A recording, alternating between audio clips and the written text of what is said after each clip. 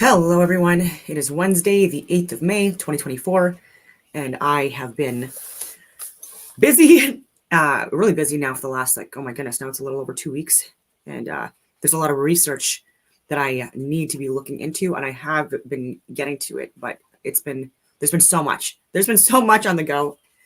As a lot of people know that watch my channel, and my other YouTube channel got nuked yet again 2 weeks ago, and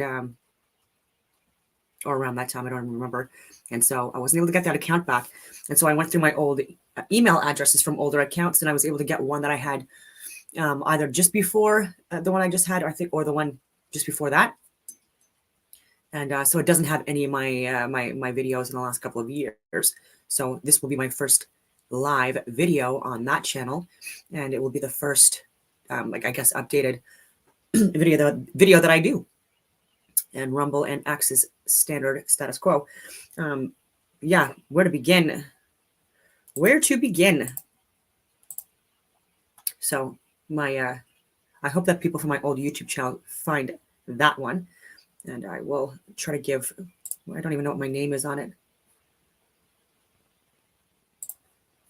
but it's probably just Dawn Dussault, DAWNDUSSAULT. Just like my other one. I did want to get into, again, I don't even know where to start, so I'll start with my Instagram and carry on from there. I did share something yesterday. Again, even on Instagram and social media, I was not posting a lot in the last week or two, and having a lot of conversations about higher level stuff. And so that took priority, obviously, because that's the end state. So this is from Anomaly, and I wanted to bring this up because he has been someone that has been exposed. I hate saying exposing, but he's been talking about the truth and sharing things that people should be considering at the higher levels of government. And he is someone who is very intelligent, someone who's very well read, really understands the reality of the world, and looks at he's forward leaning and does look at things and assess things in a more critical way, looking at not only the short term ramifications but the long term ramifications, and then gives examples from previous history, and I do that as well. And so I could see he's sharing things in the last week saying that I've been saying this for years, and he's going back to his older videos. And the reason why he's doing that, it's not because he's like, oh, look at me, I've been saying this for years, I'm so smart. No, he was showing you what he was saying at the time. That was when the information was more current. It was more fresh. Anyways, and it's also to show the credibility piece is there, but it's to show what was being said at a time when people were saying that stuff wasn't being said or warned. And these people had opportunities. For example, even the Republicans, they had opportunities to speak with people like Anomaly and even hire him or even use him as a consultant from time to time when needed. And they didn't. And this is from 2018. He said that he got invited to the White House to hear Trump speak. It was a great honor.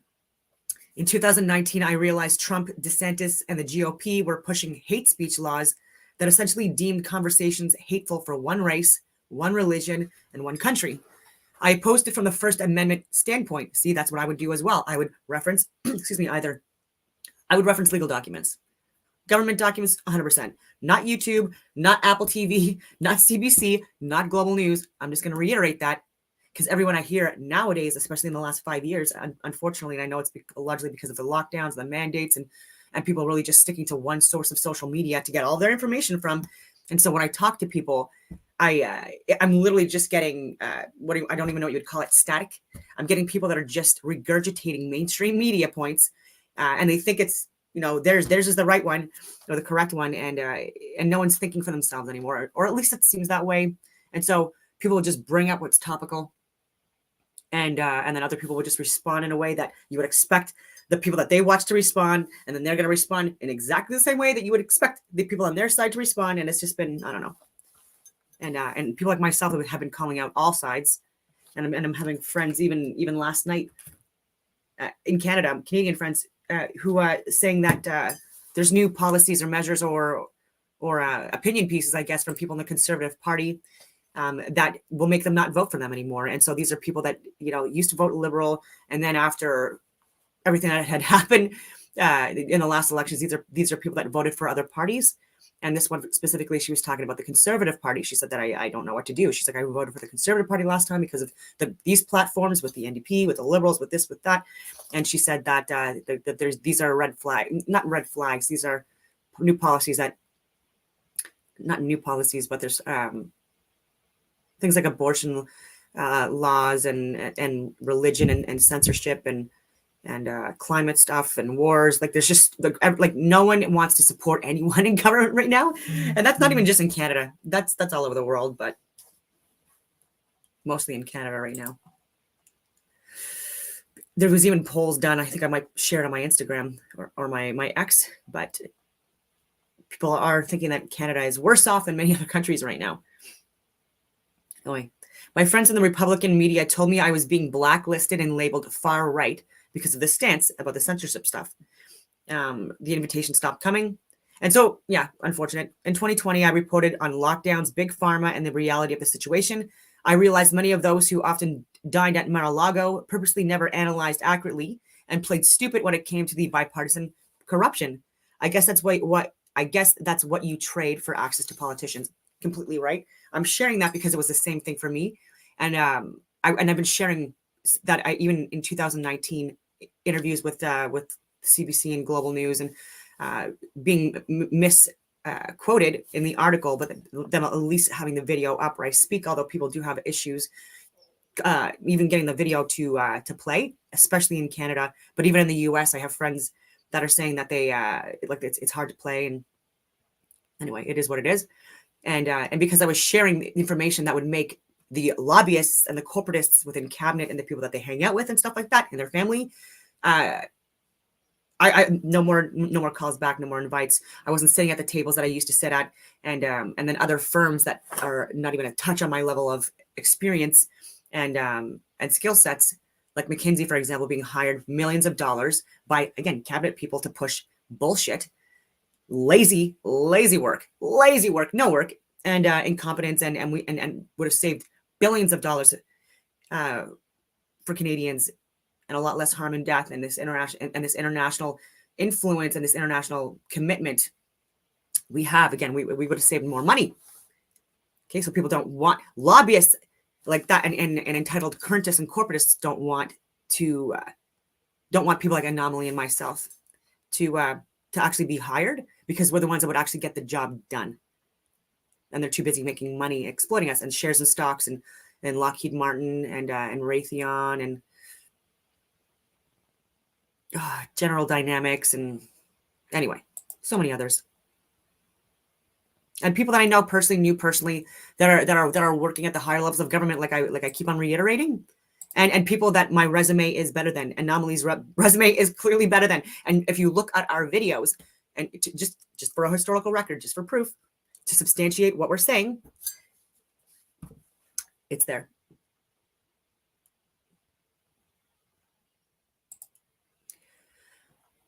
So in Canada, the highest ranking Black woman in the Toronto Police Service has admitted to helping Black officers cheat to get promotions. Superintendent Stacey Clark said her actions were in part motivated by acute stress caused by the death of George Floyd. So if you are ahead of the RCMP or ahead of law enforcement, and you're saying that the death of George Floyd caused you acute stress, and you haven't looked into it or further investigated it, like even someone like myself has, and I'm not even at your position, I don't have your rank. This is what I mean, the level of misinformation, and people can justify or blame things that have been completely misreported, and they can get away with justifying fucking criminal actions. Rules for thee, but not for me. And then as soon as it gets called out, I'm a victim. Get fucked already, people. And again, I don't care what skin color you are, or religion you are, or language you are, or fucking hair color, or hand. Like, you guys, we need to fucking do better. I'm talking about in the positions where you're supposed to be doing better, like serving, protecting the oath stuff. And then and that same fucking excuse wouldn't work if she was going to be arresting people or investigating people, or like fucking cop on the street and stuff like that. Like that's what I mean. Like, it's rules for thee, not for me.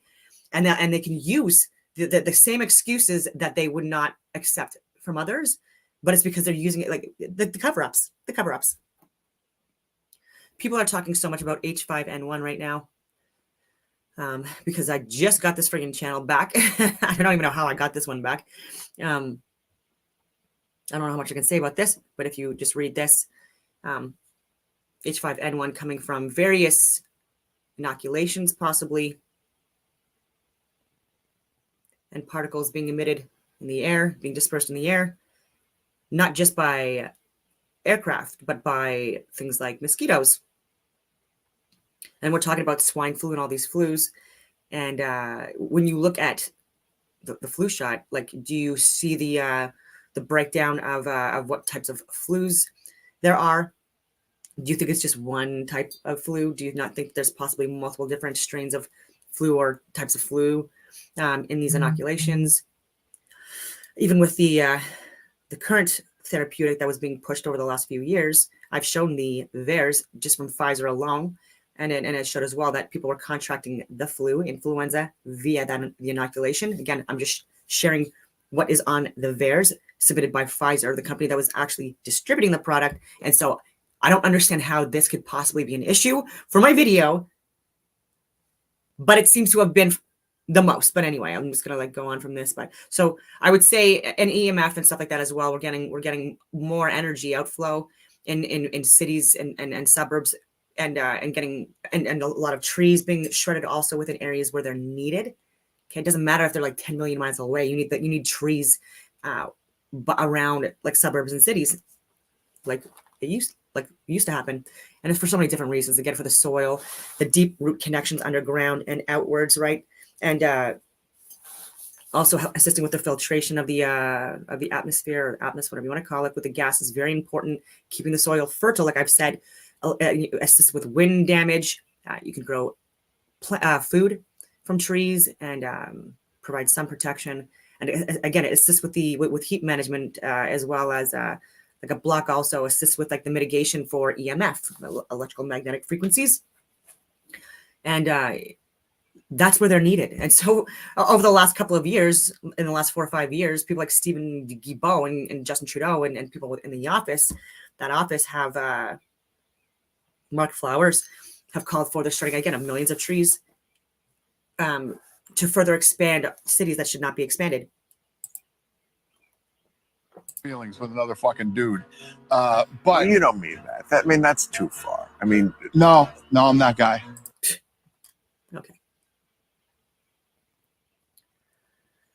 Okay, so that's it from Instagram, I guess, really, that I wanted to share. I get onto my X feed. We're only 13 minutes in, and I haven't even started any videos yet. Okay, so this is Donald Best. Canadian sailors use food banks and sleep in their cars at CFB Halifax. Our soldiers must purchase their own battle gear and food, yet Trudeau spends 9.5 million Canadian promoting the military trans agenda. Canadians must utterly destroy the Liberal NDP CPC woke uni party. So this is from Holly Dome documents. National Defense spent this much money for diversity and inclusion programs, from purchase of gay pride flags to a workshop on the gendered nature of security. The gendered nature of security. Interesting. And they talk about diversity and stuff like that. And even though I was the first female Patricia officer and I served for many years and since then incorporated into higher level stuff all over the fucking world, and yet I don't get called in. It's but someone that would work like a year or two as a fucking, I don't even know, and slap on lipstick and get to go to my dream vacations. Anyway. Mother's Day on Parliament Hill. That's this the 14th, I believe, or Sunday. Anyways, this coming Sunday, 12th or 14th, whatever it is. I could be way off. Anyway, Mother's Day on Parliament Hill, honoring Ottawa Police Detective Helen Gruss. Oh, so there you go, the 12th. Yeah, that's why I thought it wouldn't make sense to be the 14th. Anyway, an Ottawa grandmother will spend Mother's Day on Parliament Hill collecting messages of appreciation and encouragement to be delivered to Ottawa Police Detective Helen Gruss. All are invited to attend at noon Sunday, May 12th. Mila Melnick was initially skeptical about Detective Gruss anyway, I'm not going to go through the whole thing, but And she's also going to be in the courts again at the end of the month, this time being changed to Preston Street. So I'll actually talk about that first before I get into the other one. Again, Donald Best and Robert Krychek from Rebel News are the only media outlets that are actually reporting this. And this is, in my humble opinion, the biggest case in Canada right now that needs to be looked at. The biggest case that Canada needs to look at, because this unpacks and unravels a whole bunch of things that people do not know about because either laziness or dismissiveness or ego or just not having access to the information or not having access or the ability to find this information. And so a lot of information that people should have, deserve to have, even the higher levels of government, people that are not getting the information, that didn't get this information. I know that for a fact. This has even been confirmed this week. I was showing information that people did not see before, and by design. By design. And so that's why even with Wayne Eyre, I had to do like a little bit of an analysis of that and see exactly how much influence he had or would have had on the measures that were enacted on the Canadian Armed Forces, even though he is the Chief of Defense Staff and was at the time and knew in the position at the time. There was a handover because of various scandals and stuff like that were being pushed that were not scandals. It was just being pushed by men and women that were just trying to destroy people's careers for silly reasons. And it created a farce and made things worse in the military. But these were only pushed because media were reaching out to people or trying to get people, victim type people that they can easily persuade to get on TV, possibly get some fame, some money, some this, some that, and have them embellish things and or exaggerate things or say things that happen that, and in my humble opinion, not a big fucking deal, and and it was just to push the narrative, the woke agenda, the DEI agenda, because there's a lot of money in it, and not money for Canadians, people on the international spectrum. The guys that are part of WEF, right? They wanted the international monetary digital, anyway, all that stuff. Sorry, first video back, I'm a little bit rusty. So Constable Helen Gruce, May 27th to the 31st, 2024, 9:30 a.m., Sala San Marco, 215 Preston Street, Ottawa, Ontario. So it would be nice if people would support her. The last hearing date of March 25th, 2024 was a public relations disaster where the police turned away dozens of interested spectators and threatened to tow their vehicles. And so not allowed to do that. But now we have a lot of dirty cops in Ottawa, and there's a lot of overreach, especially at Huntmar. And I know that for a fact. And I even had to file a third-party complaint against law enforcement officers in July of 2021. And it's on the record. I've shared this. I've tried to get this filed at the city level. Actually, I did file it at the city level. I've gotten nothing back yet. I gave the names and everything. And so I know for a fact these are people that do not follow rules. They do not, not all of them. Again, I know like Helen Gruce. She worked there as well. Good cops there. But there's only, in that location, there's only less than 5 people I know that are actually people that you can trust to do their jobs and that pushed to do their jobs in a very professional manner. And they're dealing with dirty cops. Yep. However, several retired RCMP and OPP police officers publicly chastised the Ottawa police officers in the lobby of the Canada facility where the hearing was held. That police facility had only 20 seats available for the public and media. So that's 211 Huntmar. I've been there to support Helen and do training stuff there as well as so many different things I've had to go there for. And so there are people within government or people that were government that are still trying to share the truth about a lot of stuff and trying to help people and going to Huntmar or other places like that because they know that there's dirty cops in these areas and they have no fucking issue telling them to sum the fuck up, and they have no issue citing law and their actual what they can and cannot do because they're retired now too. First of all, what the fuck are you gonna do? And they know the law, right? And these people are fed up of dirty fucking cops. Okay, there's only several, is what they're saying. There's thousands of cops in Ottawa, like OPP, OPS, RCMP, Parliamentary Protective Services. They're not cops, but again, we all work together There's not a lot of good government people in Canada, unfortunately, right now. And the ones that are the ones that have been pushing since the beginning to get the truth out, we've all been targeted. Like look, Ottawa police officer Helen Groos, over 20 years in, she's in the court still, over $100,000, a fucking grandmother of her own.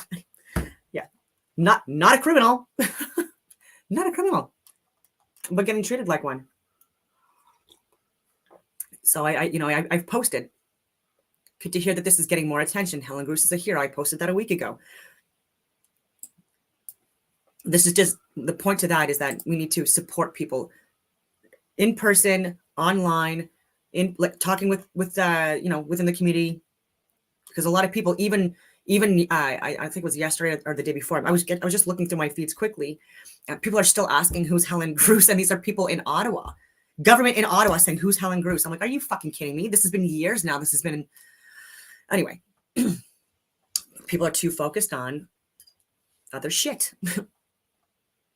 TD Bank investigation reportedly linked to laundering of illegal drug sales. Fentanyl trafficking, the big one in that. And these are not low-level criminals doing this. These are people working in important positions, pharmacies, banks, doctors, lawyers, government. But again, not all. And not even most. It's just a lot of people just are not reacting in an appropriate manner within their professions to hold people accountable for their actions, those checks and balances, just like the Stanford prison experiments. The average of the men in that group were just, I guess you would say, non-playing characters. They were just allowing people on the left and right ends of the spectrum, behavioral spectrum, to interact with each other, and which facilitated deviant behaviors. And and anyways, it made things worse.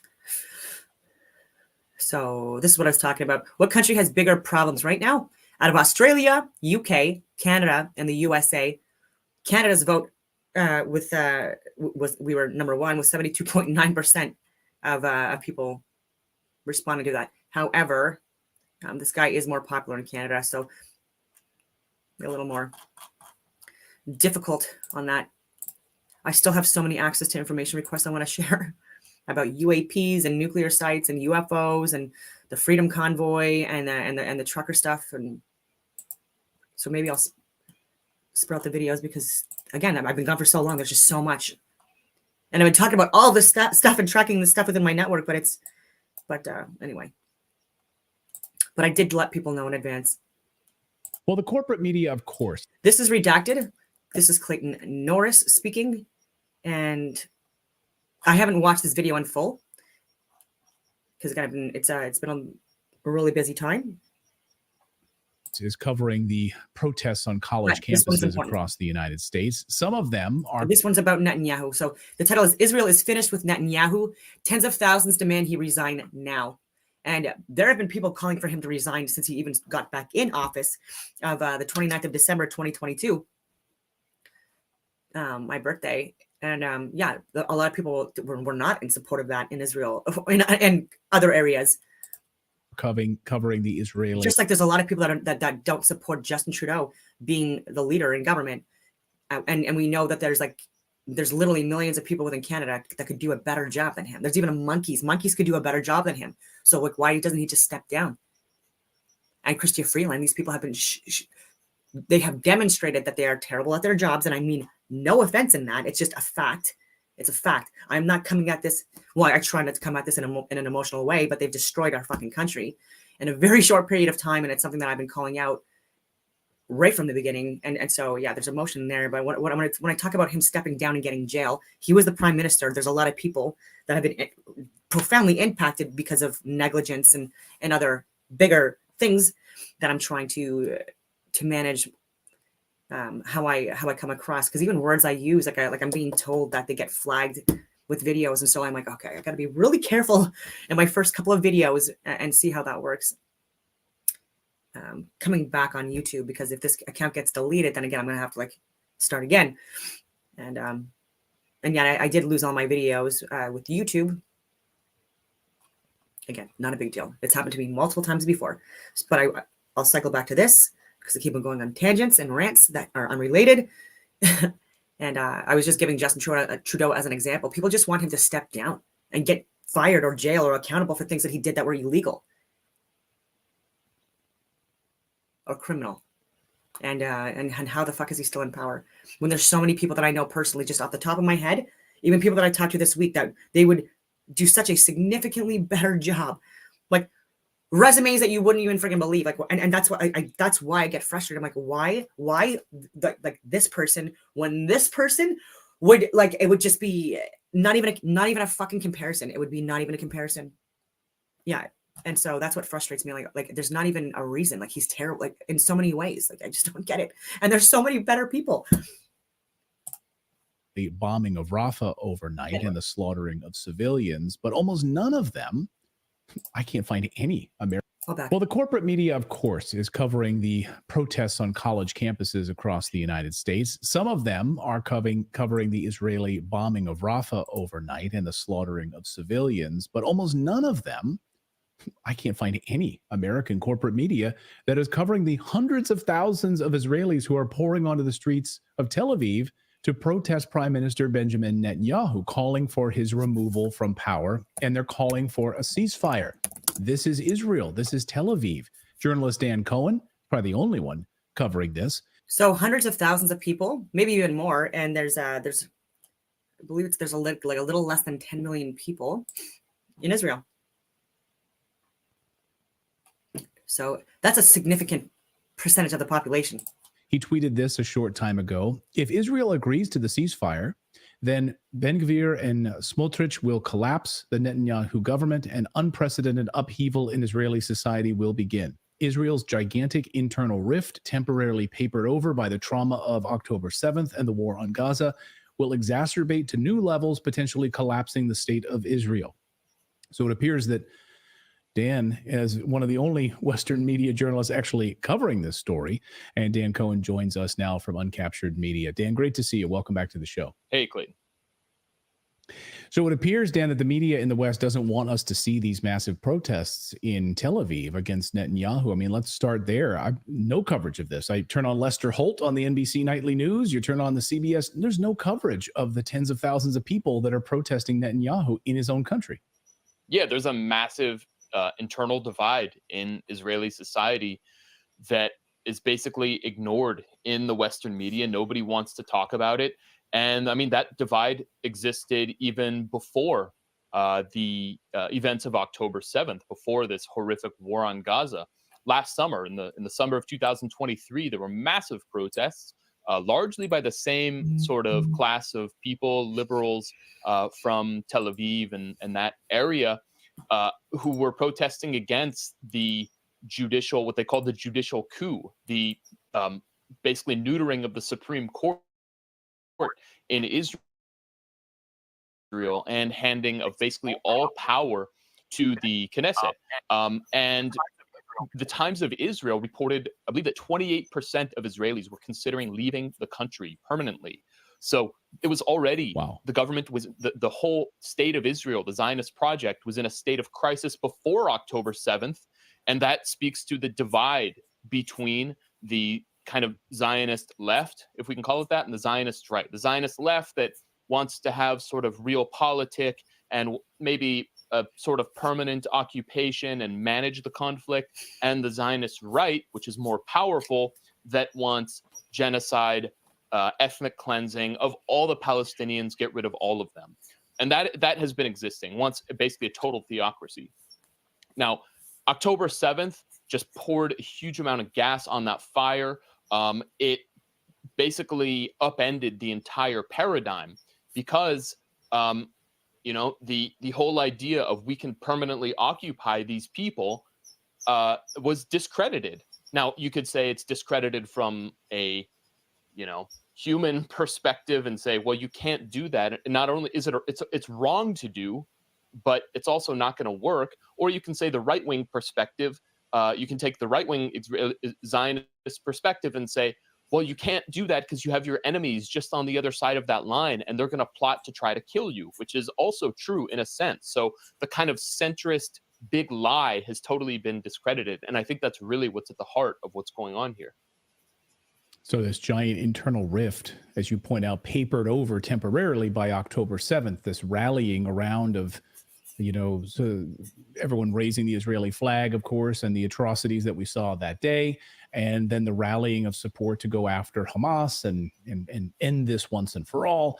Now we're starting to see the rift once again. You say that the Netanyahu government will likely collapse if this ceasefire moves forward. Can you explain why? Why, if Netanyahu gives in, I guess, to the ceasefire agreement, which is now, it seems like it's in place. However, Rafah is still being bombed. We can talk about that Netanyahu will be thrown out, and this is the collapse of his government.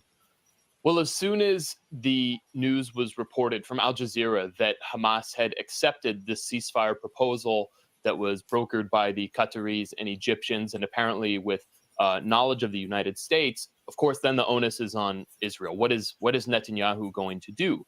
And the Netanyahu war cabinet was scheduled to meet. But even before that, they started bombing Rafah. So their answer was very clear, even though it hasn't even been, I don't think, officially rejected. It's obvious. The Israelis invaded.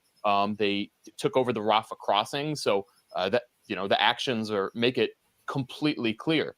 And I don't think Netanyahu at any point will be willing to agree to a ceasefire. Of course not. Because if he does, well, what will happen?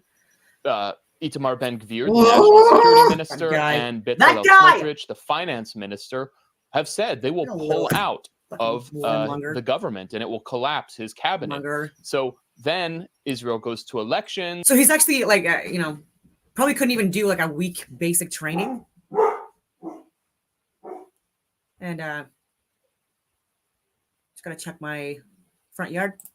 Who knows what kind of government comes out of that? But really what happens then is the big lie that Israel can defeat Hamas and get the captives back is all exposed. I mean, since the beginning, Netanyahu has put out two contradictory goals. One, defeat Hamas.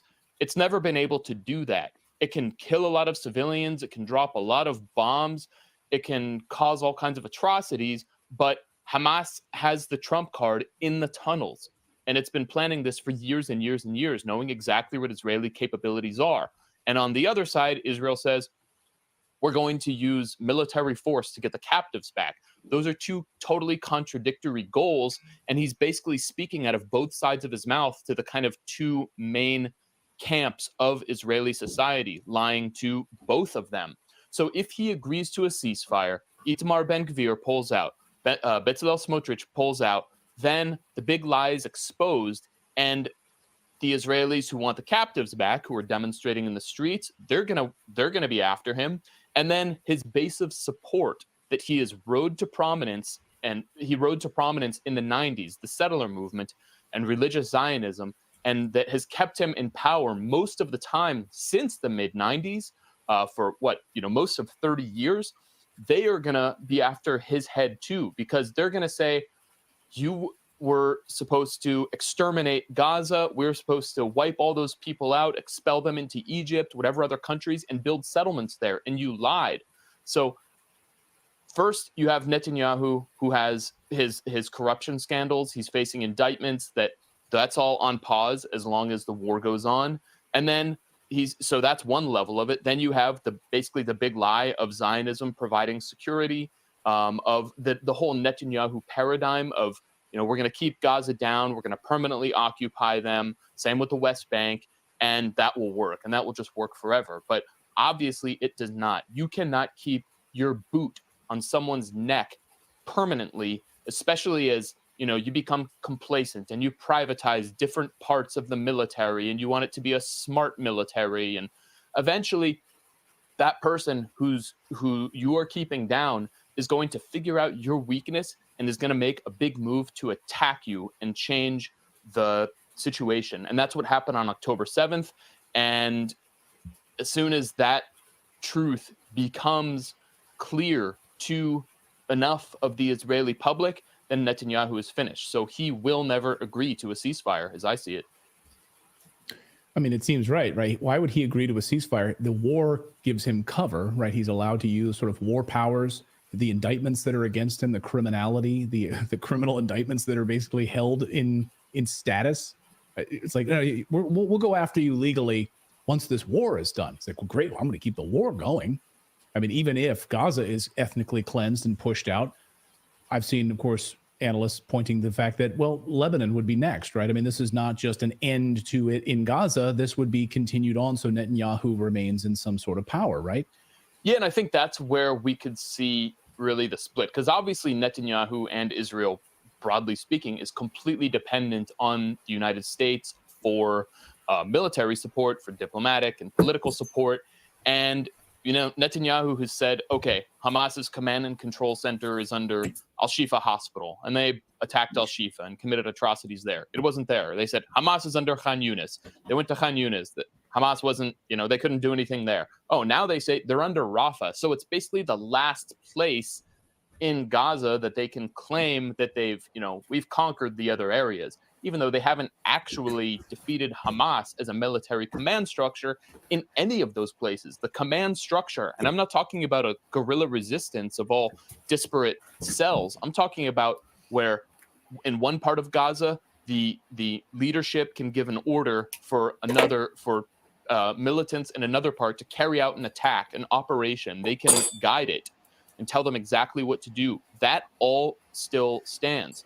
So once Israel has, you know, finished with its lies in Rafah, then what's next? As you said, it's Hezbollah in Lebanon. And the U.S., the Biden administration, and I think the Pentagon overall, regardless of who's president, does not want to get into a war with Hezbollah because that means war with Iran. And when Israel attacked the Iranian embassy in Damascus a few weeks ago, and then Iran attacked, had a counterattack, the Biden administration told Israel,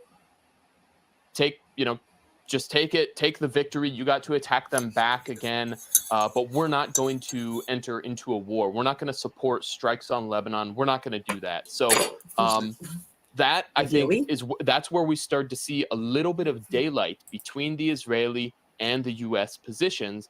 And as Israel inevitably, again, attempts to escalate on that front, which, you know, its leadership sees as an inevitability, and its think tanks, they all say, you know, Hezbollah has to be wiped out. I mean, how can you, according to their logic, how can you have this military force right on the other side of that border that wants to, you know, that rejects you?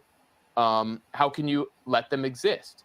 So when that escalates again, I think you're going to see more and more daylight between the U.S. and Israeli positions, and that's where, you know, there's a possibility of somehow Israel being forced to accept a ceasefire, some kind of change in the U.S.-Israeli relationship, because that is what is making all of this possible. No choice.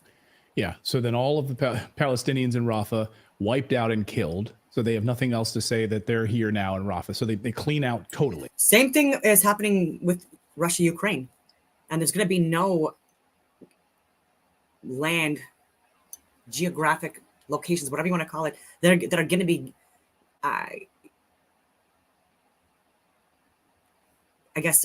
resolved. There's going to be like no resolution with what Russia wanted to take and maintain and keep, and Ukraine, what they wanted. And so even with the Donbass region and other areas, it's going to be unfortunately it's going to be the same, operated the same as it did before this proxy war even kicked off again.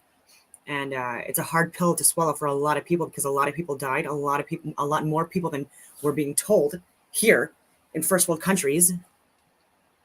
And so it is a sin. It's a shame. I know people personally, even Canadians that went overseas to Ukraine to assist, and blew up and starting GoFundMe pages to get them back home. And then the medevac staff and people, again, even the neighboring regions doing operations and work. And for all of that money, all of that time, all of that effort, all of that death, and there's going to be no change to status quo from what happened. So to land in regions, locations from before and after. That's what I wanted to say. I know it's taking me a lot to say it. I'm sorry again. I'm getting back into the videos, and I'm exhausted. And but that's just the reality of it. And a lot of people know that. And so the only people that were pushing this bullshit were the people that were heads of corporations and institutions that, like the oil company, like the military, pharmaceutical, industrial complex, lobbyists, marketers. They are the ones that want this stuff. Okay, and it's at our expense. So anyway, I'm just gonna go into access to information requests.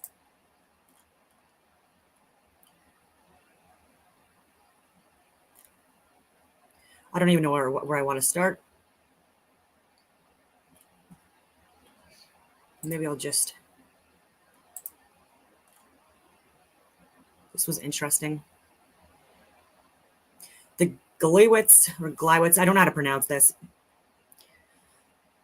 Überfall auf den Sender Gleiwitz, Polish.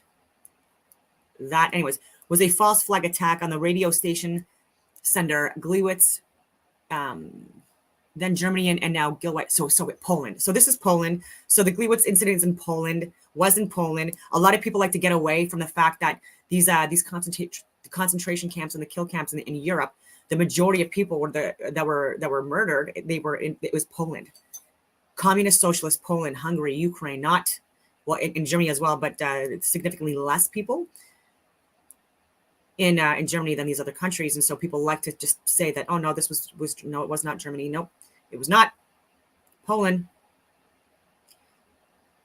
And these areas were also occupied and overrun by not by multiple parties, including the Bolsheviks and stuff like that. And these were, again, communist socialist factions as well involved. And staged by Nazi Germany on the night of 31 August 1939. So in 1933, we had the Reichstag fire that Adolf Hitler blamed on an extremist communist, even though the officer or the government, I don't know what you would have called him, a brown shirt or a SS soldier, whatever. It was during that time when Nazi soldier actually came into more of a common term.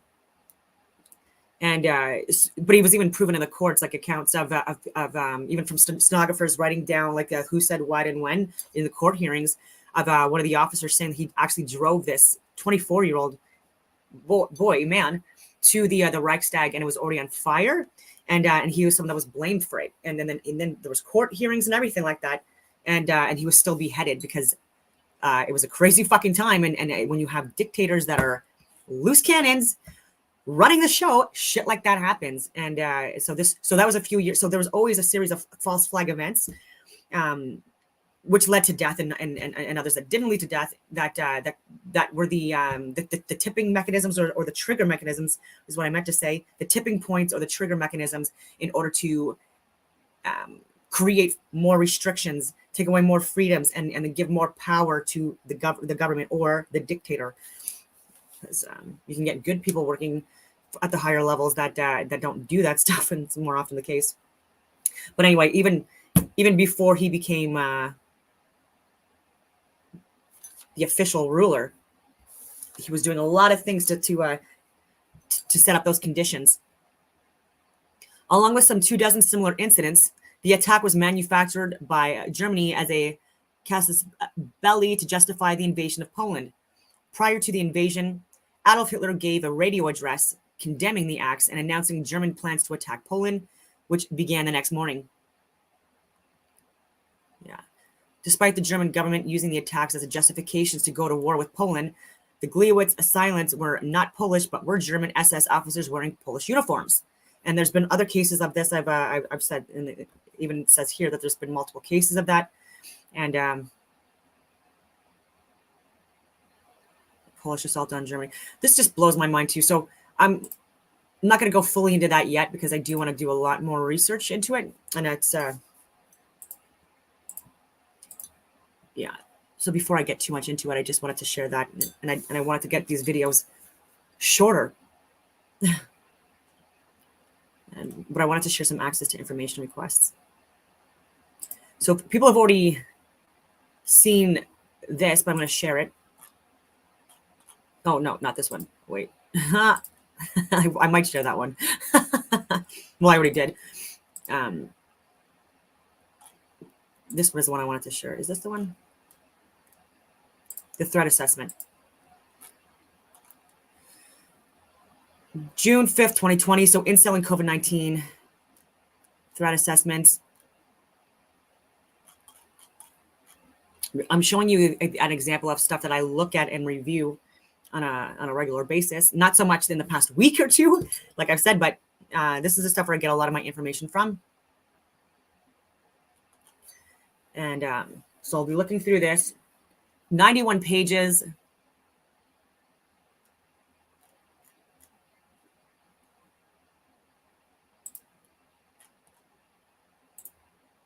Sorry. Oh, that's why. Okay, so I was wondering why I'm like, why is it not pulled up, these access to information requests? But it's on a different window. Oh, and of course it's not allowing me to. Okay, let's see if I can do that now. Okay.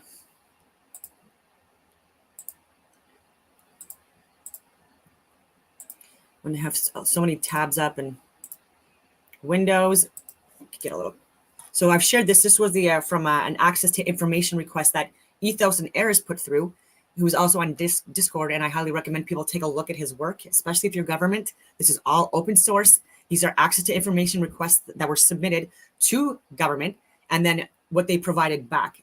So, and this is the threat assessment that CSIS was using and other people in order to justify the Emergency Act or make it declared, right? Because people wanted it to be declared because it further restricted people. It delegated people as persons of interest that were actual innocent human beings trying to, end tyranny. And yeah, so just a very interesting time. And lying, blatantly lying, even about Diagolon. So the reason why I'm bringing this up again is because they got their threat assessments and citing and referencing a leftist mainstream media not even a journalist, but whatever you want to call him, like from Vice News, Justin Ling. So they referenced, literally CSIS and our government referenced Justin Ling from Vice News and CBC News and CBC News and CBC. So far left. And you look at his content and you could see that this guy's a leftist extremist. And so painting people as terrorists, not even naming people. So not even having the fucking the balls to even name people or groups. So since the 15th of January 2022, that's when our government was forcing all truckers through the CBSA, pushing this as well, to be fully vaccinated. And this was even January 15th, 2022. So that's why people kicked off or were incentivized to be part of the Freedom Convoy, because this was overreach and people knew the writing on the wall. And there were so many bears coming out before that time that this was ridiculous. And then it was just approved under emergency use for children 5 to 11 years old, at least at 1/3 the dose, because of people like me pushing this, and Helen Bruce showing the concerns, showing the stats, showing the bears, showing all of that stuff. And then showing the original trials being debunked, showing like older studies, with the mRNA therapeutics, not doing fucking well in studies at all. And then still pushing it for everyone. It's like, what the fuck are you talking about? Why?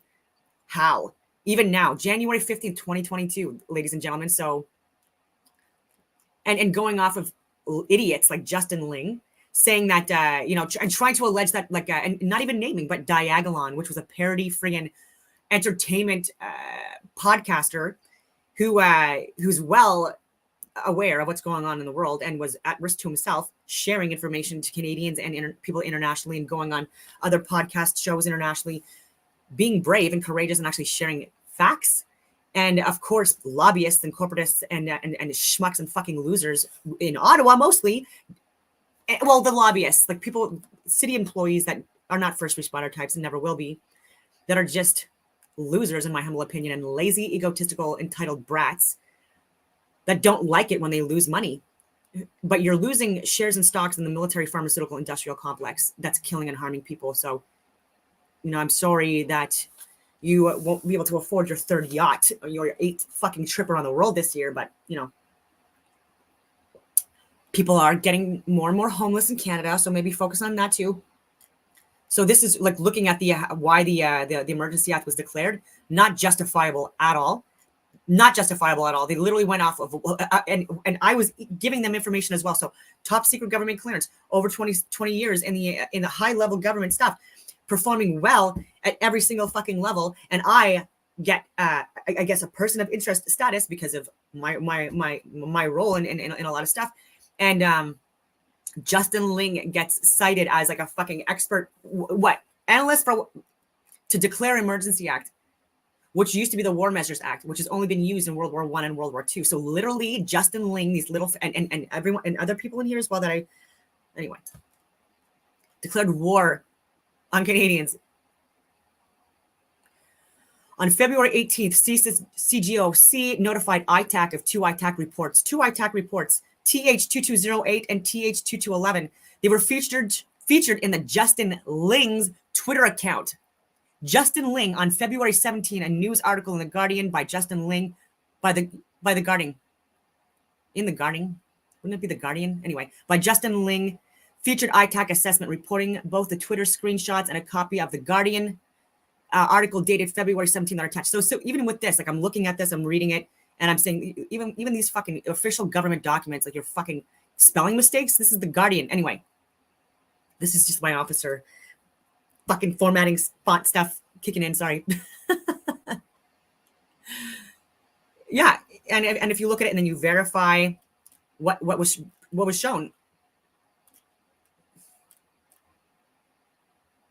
February 21. So there was no indication that any other ITAC documents were shared on Twitter besides TH2208A. I spoke with about the case yesterday. Okay, so they would have to redact that, obviously, so they're not going to give names. And the distribution list is large. Feel free to give me a call if you'd like to discuss further.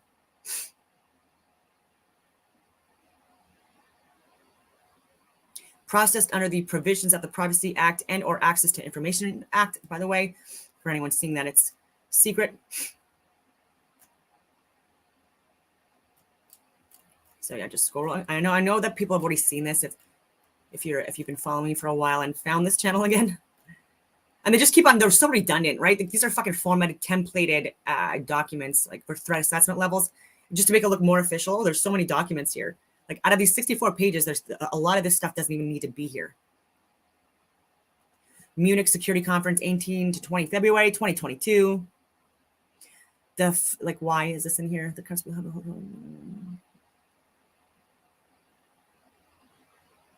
religiously motivated violent extremism. Okay, anyway, they're just talking about these topics, planting seeds.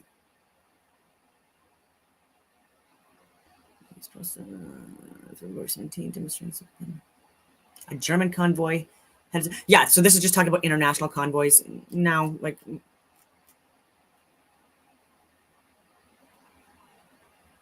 anti-vaccine protests. God, these people are fucking done with their titles too. It wasn't, it was about so much more than that. Ottawa saw approximately 7,000 people protesting, and even that is inaccurate. On Saturday, 5 February 2022, and it started, by the way, and it landed in Ottawa on the 29th of January and a little bit before. So when I was reading this yet again, I was like, what the fuck? People are so late. Not lazy, but just like the lack of detail. Again, this is like more redundant threat levels: critical, high, medium, low, very low, confidence levels.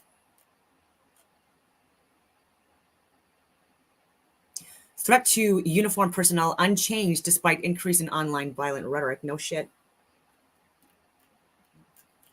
Even though you were trying to use plants and crisis actors, and mainstream media was lying about uniforms being stolen from garages.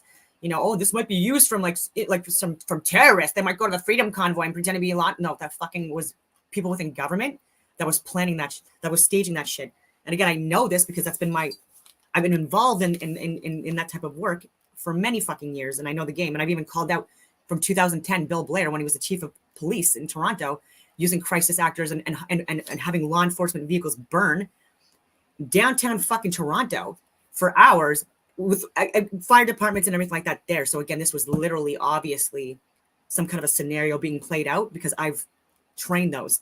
I wouldn't exploit and monopolize and use innocent civilians as cannon fodder or whatever you want to call it, but this fucking idiot did.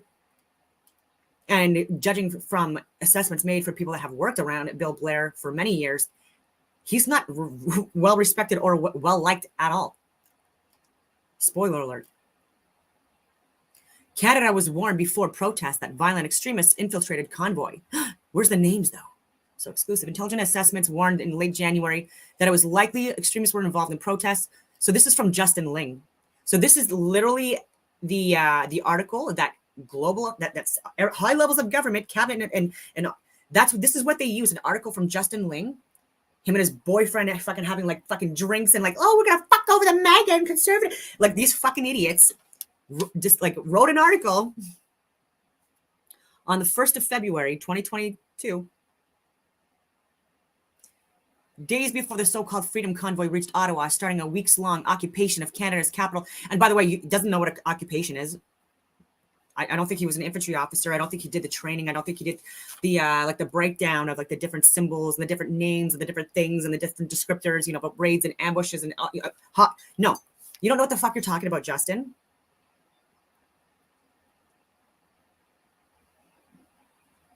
Talking about blockades and stuff like that.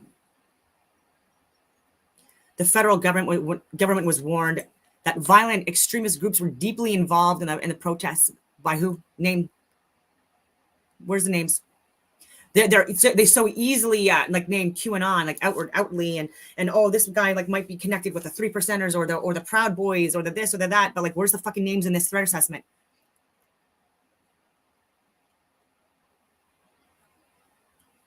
Causing more threats. So high levels of government getting this is a report from Justin Ling, and this is what it's saying.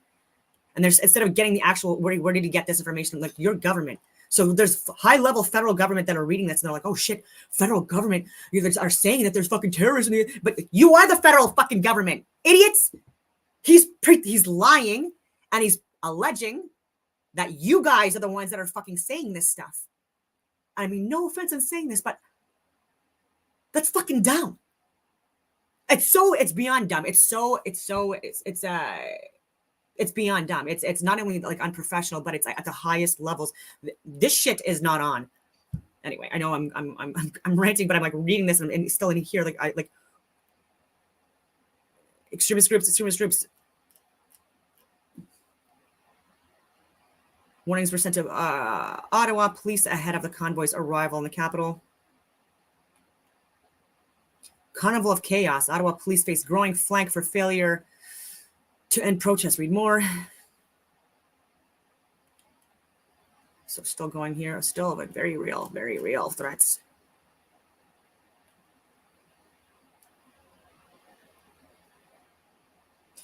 The report makes particular mention to the QAnon figure Romana Didulo, the self-styled Queen of Canada, who has instructed her followers to kill healthcare workers. Okay. So I still don't see any mention of Diagolon in here or Jeremy McKenzie.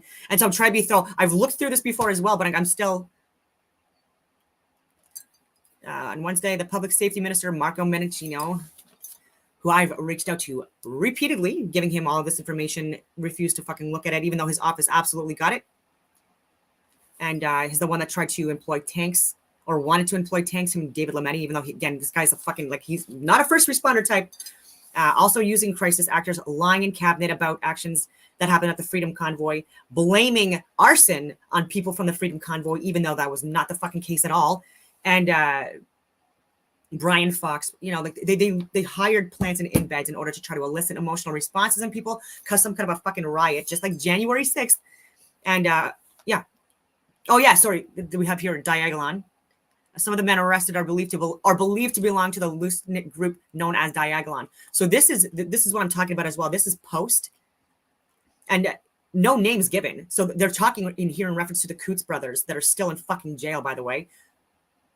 Two out of the 4 are still in jail.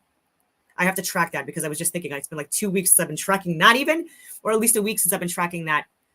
And for the last I was tracking, because like I know the journalists and stuff like that are actually reporting on the case, and then as well they were fucked over and baited and like all of that stuff and plant and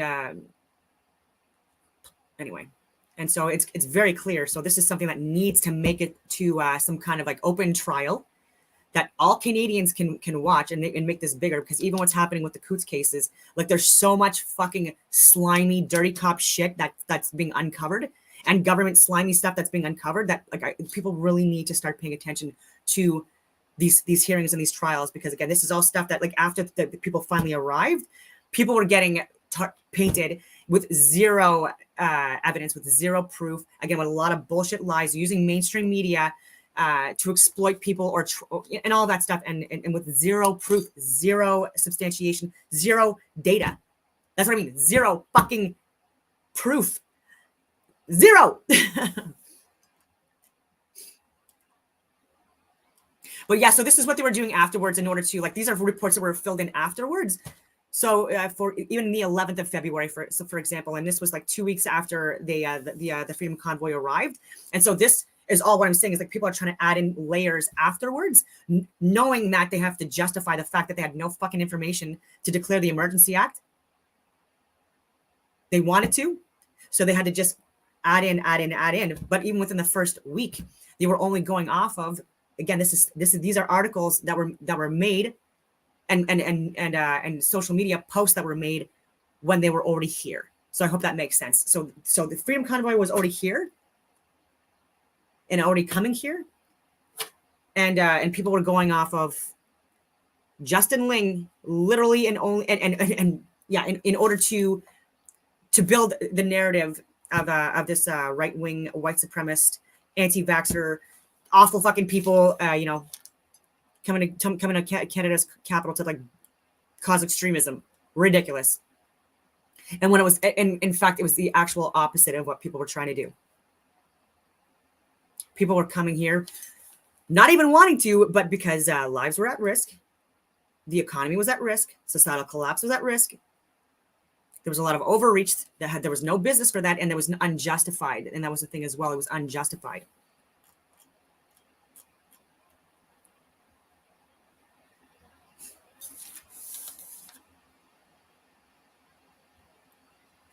Yeah, I'm just reading.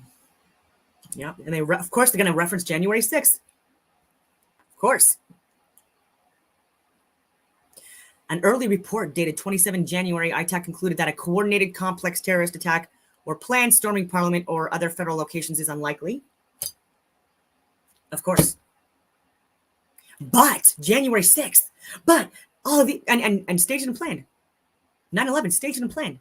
USS Liberty staged and fucking planned. Northwoods planned, not executed, luckily. And so many examples of so many examples.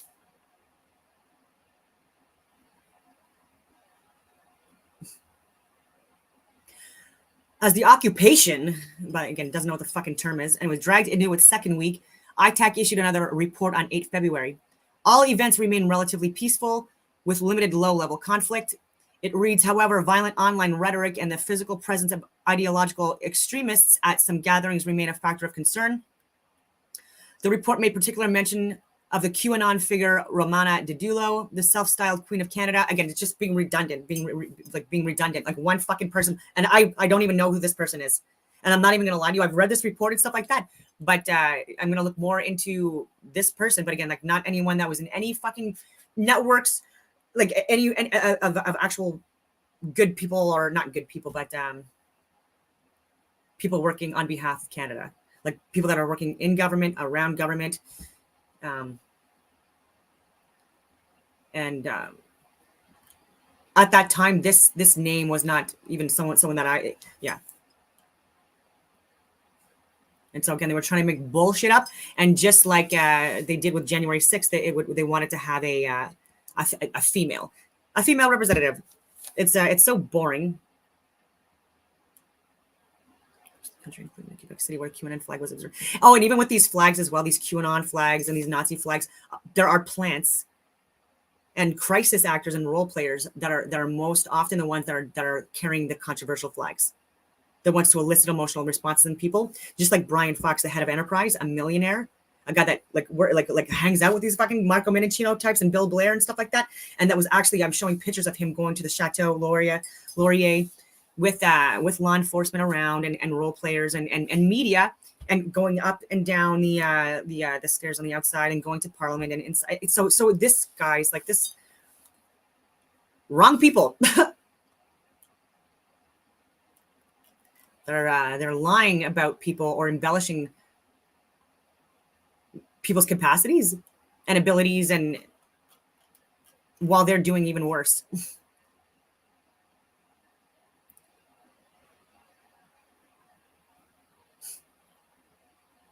Yeah.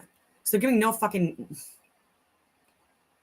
And Diagolon isn't a fucking like a. This is what I mean. It's a podcaster. He's a podcaster. It's just the name of his fucking show. And it's a literal comedic act, or whatever you want to call it, with a lot of truth. And the guy's name is Jeremy Mackenzie. I've talked about him a lot, and people should take a look at his work because it's he's very funny, but he's also very serious and he's very well informed. Well, way more informed than Justin Ling. So if CSIS and CBSA and people from within would have just reached out to Jeremy Mackenzie and brought him in and hired him instead, and then took what he was sharing and the data that he had, things would have been a lot different too. But instead they went with Justin Ling. Well done. So again, I'm still saying no fucking names besides that Ramona. And again, there's no proof, right? They're giving a name. They're not giving any correspondence, any facts, any other names, any criminal activity, nothing. So yeah, I mean, I don't know if this girl has even committed any crimes. I have no idea.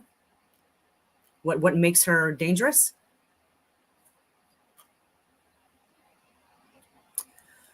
Yeah, I don't know if you can see. Switching gears here. So can you see this? Okay, maybe I'll just expand it. So this is because I've talked about UFOs too. Switching gears completely. I've shared access to information requests that were submitted because of a concerning event that happened over nuclear facilities in 2018 in Canada. Overflights of nuclear facilities. So this was the 28th of August, 2018, 3:39 p.m. These are the people. Importance is high. We received some information from Transport Canada, and we use this for all public inquiries about drones, UAVs, any flights around NPPs. Let me know if you need a discussion on further information. Regards, Eve. What are air traffic control rules for nuclear power plants?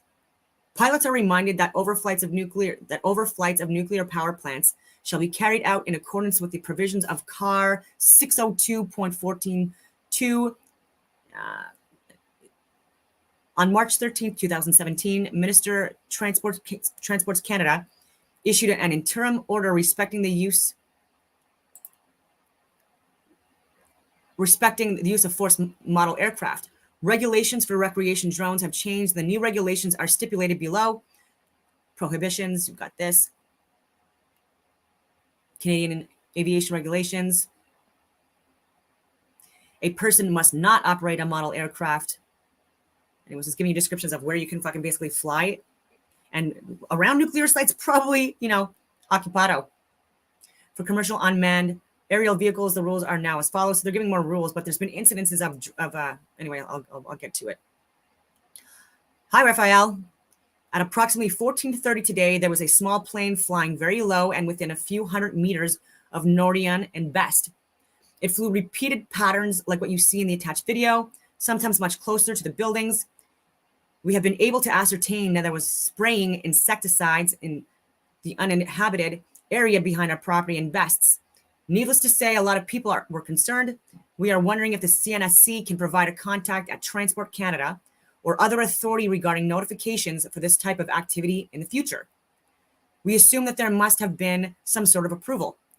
Flying this close to nuclear facilities should require some communications. Thanks and have a good weekend. That's actually very fair. Yeah, so that's one example. I had other ones that I've pulled up as well for concerns regarding that. Let me see if I can got space. What would it be under? I forget now. Actually, I'll show you the Discord page.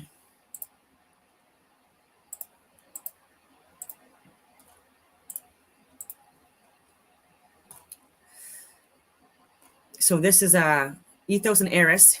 So many different folders to look at. But I was tracking these. Very interesting.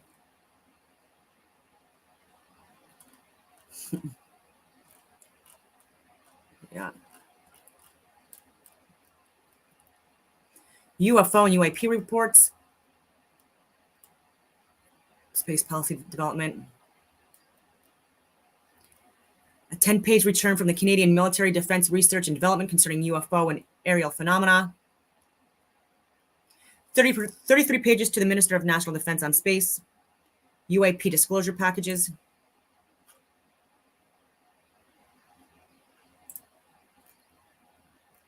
Unidentified aerial phenomena PDF. So that's all stuff that I have to look into. Canadian Space Agency UFO. I think I've already pulled that one up before, but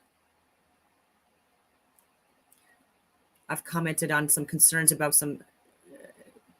Yeah, so UFO, UAP over Canadian nuclear power stations. I already pulled that one up. I'll put it up again for you guys, but I had right away after I reviewed everything, I'm like, interesting for a follow-up if there's been more pesticides or harmful chemicals sprayed from a UFO close to nuclear plants in Canada since 2018, or even beyond that. And then I gave some information because these are all archived, but because Canada Transport agencies or whatever you want to call it have denied information that I know is out there. And I know it's archived or it's hidden and stuff like that. And so like when they're saying, oh, we don't have, this hasn't happened. I'm like, oh, there's no records of this. I'm like, yes, there is. Here's the fucking records. You just don't know how to find it. And yeah, this is all very interesting stuff.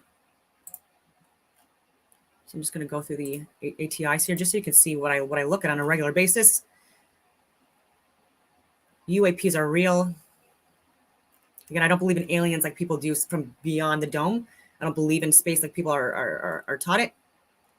Now, I've looked at the greats from the past to get my interpretation of the cosmos. And yeah.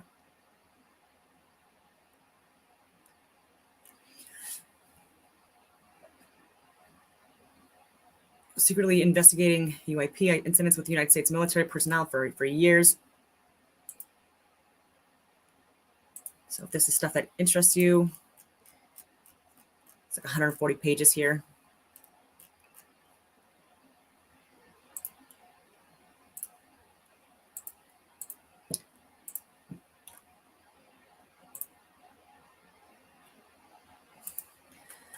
CSIS ITAC threat assessment. This is another one. Anyways, I'm just going to close down ones that I'm not going to review for a little while because there's no point. There's just so much to look through.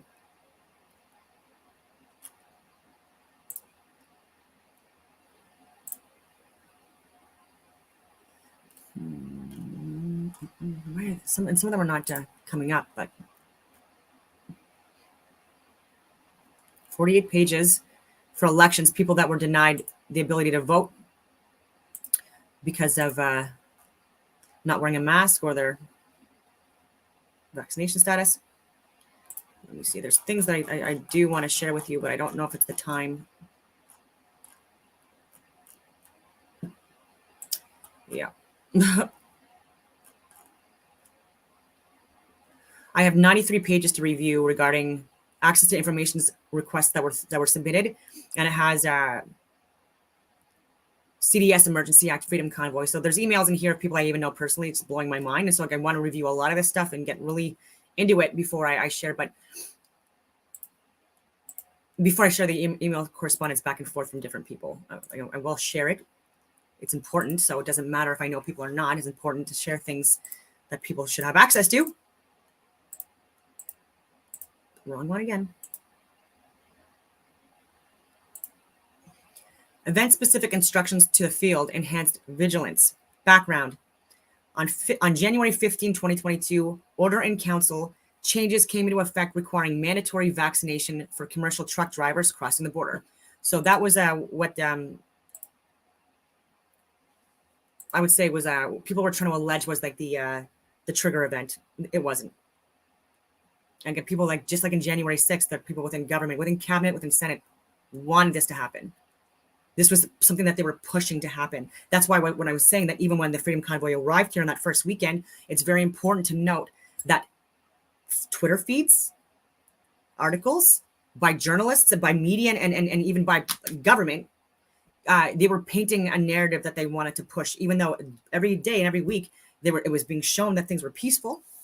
They still wanted to push an agenda, no matter what. It was no matter what, which is annoying because that's like the opposite of what you were supposed to be doing if you're working in government or with government. Yeah.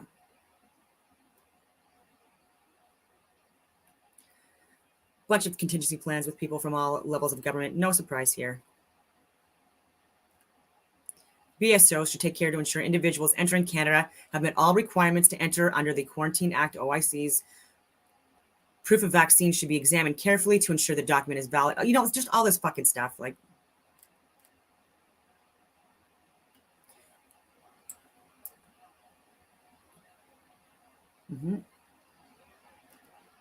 So anyway, I don't want to share too much of this. I'm already over an hour in. And so on that note, I don't know how frequent my videos are going to be from now on. But I mean, day by day. And if anyone has any recommendations for videos that they want me to talk about, let me know. So, and if not, I hope that everyone has a wonderful rest of your day.